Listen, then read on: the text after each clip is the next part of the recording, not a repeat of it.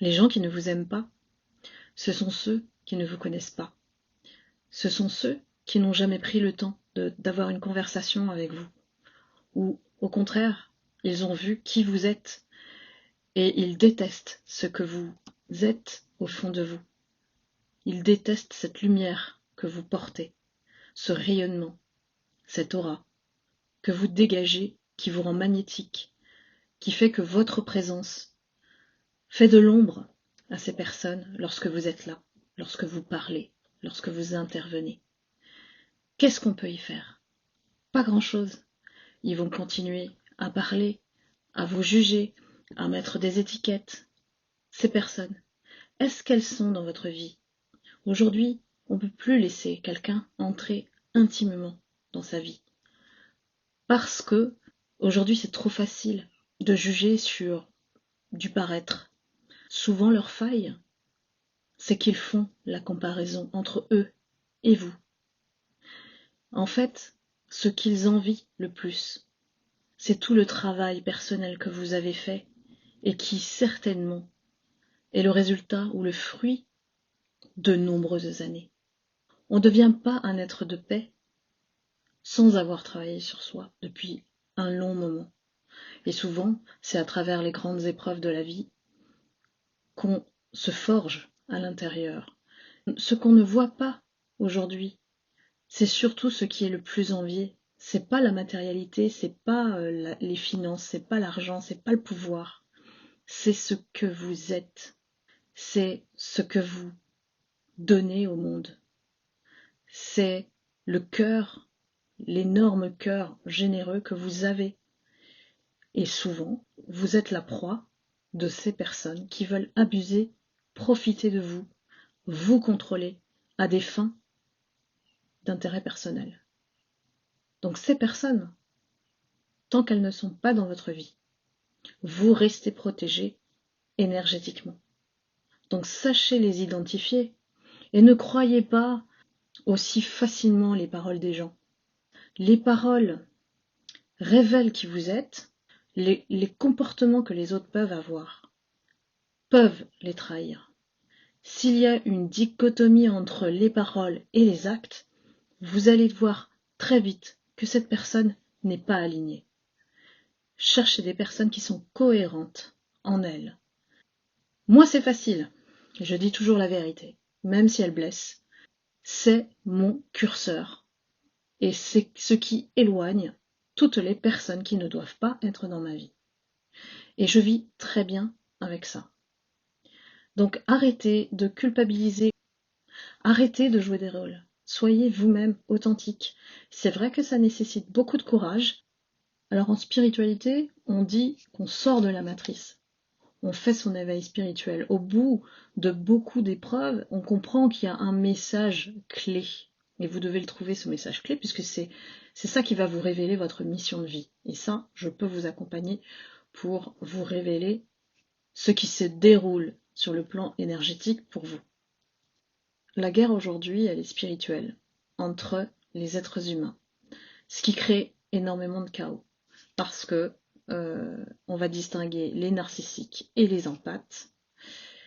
Les empathes à ne pas confondre avec l'empathie. Les empathes, ce sont des personnes qui ont des facultés psychiques. L'empathie, c'est tout simplement votre capacité de vous mettre à la place de l'autre. Et les narcissiques qui veulent effectivement abuser de votre gentillesse, ils sont comme des vampires, ils vont aller se nourrir de toute votre bonté, votre gentillesse, etc. Et toutes les belles âmes le savent. Le grand message qui se véhicule au niveau spirituel, c'est de fermer les portes. C'est d'apprendre à fermer le robinet lorsque c'est nécessaire et de ne plus déverser autant, puisque les empathes ont cette capacité à aider les autres. Ce sont des aidants. Alors que les narcissiques, vous voyez bien que ce sont les opposés, qui essayent d'imiter l'énergie des empathes, imiter les autres et à inverser les rôles. Donc souvent, voilà, quand je vous le dis toujours que le monde est inversé, c'est qu'on fait passer les gentils pour des méchants et les méchants se font passer pour des gentils. Et la manipulation, elle a lieu très très vite, ajoutée de beaucoup d'énergie négative collective, ça donne un aveuglement total, ça annihile votre pensée, votre libre arbitre pour pouvoir faire votre propre conviction sur une situation ou une personne. Vous voyez bien que ça prend du temps pour connaître quelqu'un. Et seul le dialogue, la communication, je vois tellement de gens en fuite, je vois tellement de gens qui sont très mal à l'aise avec l'émotionnel, notamment les hommes. Mais si il y avait un peu plus de dimension émotionnelle chez les hommes et un peu moins chez les femmes, puisqu'on a tendance à effectivement, comment on dit ça en français, parce que j'ai le mot overreact. Pour les hommes, les femmes ont tendance à être plus dans cette surréaction émotionnelle. L'équilibre reviendrait en fait entre les hommes et les femmes déjà. L'humanité aujourd'hui, elle est dans le chaos parce que, alors selon moi évidemment, il n'y a plus de savoir-vivre. Il n'y a plus de savoir-vivre. Et ce sont nos valeurs en tant qu'être humain, qui sont questionnées aujourd'hui. C'est qu'est-ce qui vous anime? Quelle est votre cause aujourd'hui? Même si c'est au quotidien apporter du bien-être à mes enfants, si c'est aider son voisin, si c'est être présent tout simplement pour les personnes qui se sentent perdues. L'avantage quand vous avez fait votre éveil spirituel, c'est que l'ancrage qui se détermine entre votre corps, âme et esprit, il se définit et s'inscrit une fois pour toutes en fait. Vous savez qu'on est dans l'évolution, mais on sait qui on est. Et ça, c'est une grande force de savoir, de connaître sa propre personne.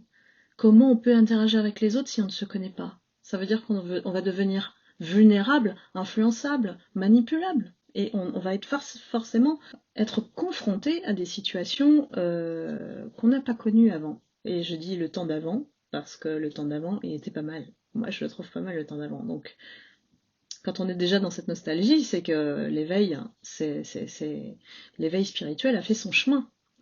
Et que on constate que dans la société, le conformisme aujourd'hui, il est beaucoup fake. Des rôles, des personnages, des masques. Et si vous avez la capacité de discerner tout ça, ça veut dire que vous avez fait le recul par rapport à qui vous êtes et qui sont les autres. Déjà, c'est un pas énorme. Et que vous êtes capable de dissocier aussi la sphère émotionnelle qui vous appartient et l'émotionnel de l'autre. Donc, l'énergie. Le secret de l'énergie, c'est vous vibrer à une certaine fréquence, parce que vous avez un parcours, parce que vous avez eu des difficultés sur votre chemin, alors que d'autres n'ont pas souffert. Vous voyez, il y a vraiment des niveaux de conscience différents. Et au bout de tout ça, vous comprenez que l'autre a forcément un parcours différent. Ce sont peut-être, voilà, agressés par votre présence, attaqués, menacés par votre présence, parce que vous avez fait ce travail, vous avez fait ce chemin-là. Et que cette personne n'a pas le courage de le faire. Elle veut juste avoir la même posture, le même savoir-être, le même savoir-vivre. Comment vous avez fait pour arriver à ce chemin-là, à qui vous êtes aujourd'hui? Et pour elle, ça lui paraît tellement loin qu'elle baisse les bras avant de tenter quoi que ce soit. Donc pour conserver, on va dire, son confort, son statut, qui sait, elle va essayer de vous dénigrer, elle va essayer de vous rabaisser, de vous attaquer. Donc tous ceux qui sont porteurs de lumière sont les plus ciblés par ces personnes. Moi j'appelle ça énergie ou égrégore quand il s'agit d'un groupe de personnes, ça peut devenir un complot entier, puisque quand on est mal en soi, on va chercher à se rattacher à d'autres personnes pour les contaminer, pour se rassurer, ah mais ça vient pas que de moi. Toi aussi, tu as un problème avec cette personne. Vous voyez, souvent, ça se construit, cet égrégore-là, dans le monde du travail, de l'entreprise, puisqu'on est obligé de travailler ensemble, et que, voilà, on se côtoie au niveau quotidien parfois, et que appartenir à un clan, ça rassure. Parce que penser par soi-même, ça fait peur. Voilà pourquoi je vous dis toujours que ce sont deux énergies qui se confrontent et que c'est pas étonnant qu'il y ait autant de maltraitance, de malveillance, de méchanceté, parce que ces personnes utilisent leur propre stratégie de manipulation, hein. Elles arrivent vraiment à aveugler les bonnes personnes pour appartenir au clan. Et l'objectif, c'est quoi? C'est de vous contrôler. C'est d'essayer d'empêcher que votre lumière se révèle au grand jour, de vous empêcher de même en prendre conscience. Parce que lorsque vous prenez conscience de votre lumière, vous récupérez votre souveraineté, vous récupérez votre unicité, vous devenez vous, en fait. Vous ne vous faites plus manipuler par ces énergies. Vous pensez par vous-même. Il y a beaucoup de situations dans lesquelles on se retrouve, et je parle là, les êtres humains, nous sommes des êtres humains. Pourquoi on a besoin d'aller attaquer l'autre? C'est que souvent, on est dans un fonctionnement entre dominé-soumis. Donc, comment s'en sortir avec ça? Il faut replacer les choses. Il faut recadrer. Il faut remettre de l'équilibre. Et si on est dans une période aussi chaotique, vous voyez bien que ça s'illustre aussi au sein du gouvernement avec 3 blocs au niveau de l'Assemblée qui ne sont pas d'accord. Donc comment on fait quand on a une gestion de crise comme ça, où personne n'a la majorité, n'a la possibilité d'avoir une idée, un consensus? Et souvent c'est ça en fait, hein, on veut faire adhérer les autres, il va falloir qu'on se décide à un moment donné. Et moi je vois bien Michel Barnier avoir cette posture parce que il a l'intelligence, il a la sagesse et il a l'écoute, hein, pour pouvoir apporter plus de cadre. Je pense que c'est ce qu'il essaye de faire avec la France, c'est de structurer et d'écouter, d'être à l'écoute des Français et de ses ministres. Donc, pas facile à ce niveau-là, imaginez. Si ça se passe au niveau, on va dire, familial, vous voyez l'affaire Pogba, je vous dis, les vérités se dévoilent. Aujourd'hui, l'énergie, pour moi, elle est cohérente dans le sens où elle dévoile tous les secrets, tout ce qu'on a caché, voire pendant des années, des schémas, des modes de fonctionnement qui ne peuvent plus perdurer ou continuer à exister, puisqu'on est dans un changement de paradigme. Et à partir du moment où vous allez le comprendre, il va falloir recruter des personnes qui soient habilitées à être agiles, à comprendre les crises et à s'équiper intelligemment. Parce que la vérité reprend sa place. Vous allez le voir de plus en plus. Moi, je sens vraiment que ça va tomber. D'ici la fin de l'année, ça va tomber. Les personnes qui ne vous aiment pas, laissez-les dans leur souffrance. Parce que c'est leur choix. C'est leur choix de voir le monde d'une seule perspective. Et souvent, elles sont emprisonnées elles-mêmes dans leur mental, dirigé par un ego qui les mette dans l'illusion. Donc ces personnes, elles ne font pas partie de votre vie.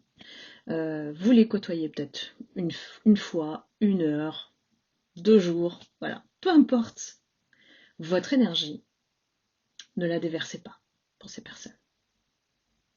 économiser votre parole, votre énergie, votre santé mentale et couper tous les liens énergétiques si ça vous pèse. C'est important de faire des soins énergétiques, j'arrête pas de le dire. Prenez en main votre vie et le reste, ça appartient à l'univers, comme je dis toujours. Parce qu'à partir du moment où on a lâché prise, vous allez voir que les portes, ce que j'appelle d'abondance, vont revenir vers vous. Et arrêtez de déverser puisque ils sont aussi consommateurs de votre énergie. Ceux qui ne vous aiment pas interprètent à tort votre énergie. Ils détectent à la fois votre force, ils détectent votre lumière, ils détectent que vous avez quelque chose de particulier. Souvent c'est lié au savoir-être, au savoir-faire, au savoir-vivre. Ces personnes, elles vont souvent être occupées à vous suivre, à parler avec les uns et les autres pour colporter des rumeurs, des médisances, pour vous donner la plus mauvaise image de vous, pour essayer d'éteindre cette lumière. Restez vous-même, parce que ce sont eux qui vont s'épuiser tout seuls. Ils sont en train de mettre énormément d'énergie pour essayer de convaincre et d'utiliser des personnes pour se rallier à leur cause. Il y a des bonnes personnes qui tombent dans le piège, malheureusement, et puis il y a d'autres qui se réveillent entre-temps, et puis il y en a d'autres qui vous tournent le dos d'un coup comme ça, vous allez le comprendre très facilement. Et ne vous attachez pas à ce genre de comportement. Ni les paroles ni les actes vous prouvent qu'une personne est loyale. Donc tant que vous savez que vous êtes loyal avec vous-même, vous verrez bien pourquoi tant de personnes sont que de passage sur votre vie. La plus belle des leçons que j'ai apprises sur mon parcours, c'est le détachement émotionnel. Parce que beaucoup de manipulateurs essayent de vous faire réagir, voire surréagir au niveau de l'émotion. Plus vous gardez votre calme, plus ce sont elles qui vont paniquer en face. Et plus vous vous montrez joyeux, d'une énergie positive, plus ils vont essayer de vous briser. C'est ce qu'ils cherchent à faire. Ils cherchent à vous détruire, ils cherchent à vous pousser dans vos propres limites. Ils cherchent à rallier, à faire des alliances avec d'autres personnes qui, à tort, vont vous faire beaucoup de mal. Ce mal-là, ne le prenez pas. Parce que souvent, l'être humain, il réagit de façon bête, naïve, innocente, inconsciente. Donc, restez dans votre pouvoir, restez dans votre énergie, ne la partagez pas. Sachez fermer les portes, sachez ne pas intervenir, ne pas parler pour ne rien dire. Vous allez gagner en santé mentale là-dessus. Parce que vous n'allez plus réagir à la moindre pression, vous n'allez plus être sur les nerfs. Et vous allez remarquer que ces personnes, souvent, elles sont très stressées dans leur énergie. Moi, je le ressens très vite lorsque une personne est stressée, par exemple, lorsqu'une personne doit faire une présentation orale et qu'elle parle vite. Souvent, les gens qui parlent vite se trahissent elles-mêmes parce que justement elles ont énormément de stress. C'est aussi une manière pour le manipulateur de gagner en vitesse. C'est une de ses stratégies. Il va dire les choses avant, il va agir plus vite que l'autre dans ses actions pour avoir un semblant de victoire. Alors que vous connaissez la fable du lièvre et de la tortue, ça veut rien dire. Ça fait pas le même effet, alors que si vous restez dans votre sagesse, dans votre calme, dans votre tranquillité, voilà, soyez apaisé à l'intérieur. Toutes ces tentatives, en fait, ne sont vouées qu'à vous faire réagir.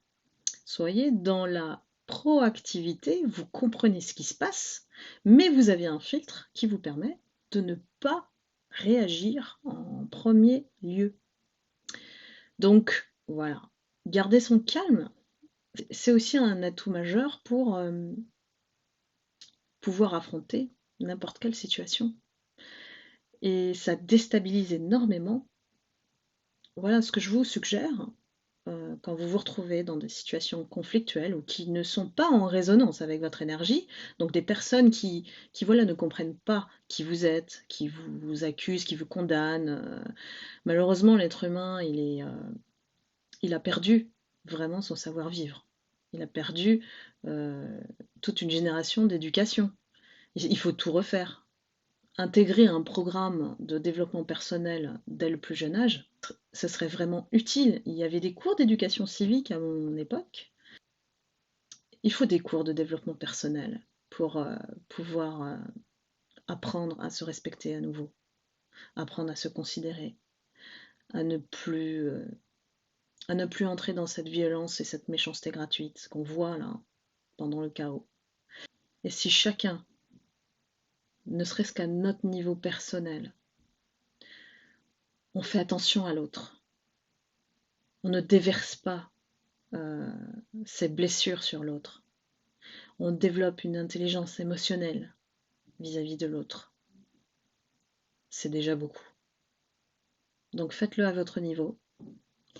Et puis vous verrez que le monde va comprendre qui vous êtes. Le monde autour de vous ne vous manquera plus de respect parce que vous n'allez plus tolérer l'inacceptable.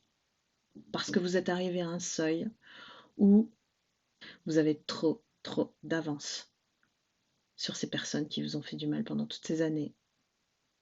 Donc maintenant, et c'est ce que je dis toujours, euh, ne faites jamais de mal à votre prochain. Ne serait-ce que les mots, les actes, donnez l'exemple. Le leader, c'est celui qui a affronté tout seul et qui est capable de donner l'exemple et qui n'a pas besoin de l'idée. Parce que il donne envie, c'est tout. Il donne envie d'être suivi. Pour moi, une personne qui inspire, c'est ça. Inspirer les autres, c'est une responsabilité et vous devez donner l'exemple à votre communauté, tout en restant humain, en n'oubliant pas qui vous êtes, d'où vous venez, et d'avoir toujours une bonne parole, un rire, un fou rire, une blague. Chacun à sa façon en fait. Donnez l'exemple. Et laissez tous ceux qui vous tourmentent, parfois inutilement. On est aussi notre propre auto-saboteur là-dessus. N'acceptez plus d'ouvrir le robinet à n'importe qui. Je vous dis à bientôt pour une prochaine vidéo. Je vous embrasse. Prenez soin de vous.